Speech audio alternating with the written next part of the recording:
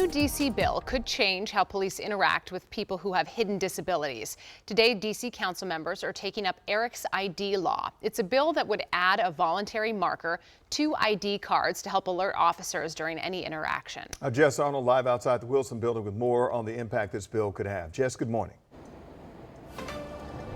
Good morning. Yeah, Wisdom, this is about safety for everyone involved. Now, the Eric behind Eric's ID has high functioning autism, and he came up with the idea after his mom sat him down for a real talk after George Floyd's murder about interacting with police. I said, put your hands up.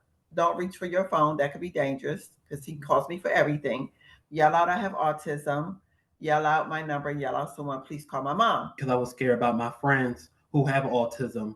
They probably would run, they probably be scared, they probably be shouting, they probably be crying, and the police probably would just hurt them or tackle them, but the police would not know that they have autism or an invisible or hidden disability.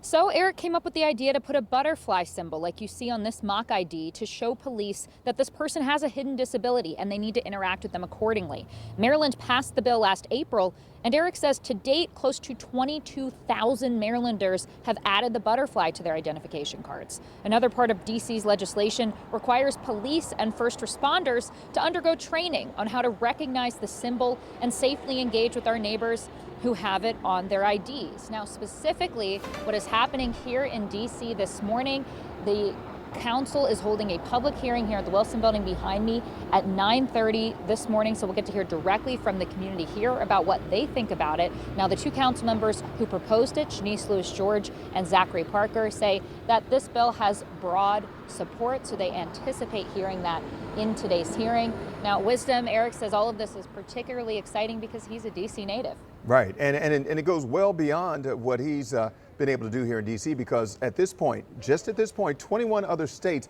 have also come up with similar ideas to deal with when it comes to people with autism dealing with law enforcement. So it's a great idea. Jess Arnold, thank you very much for the update. We appreciate it.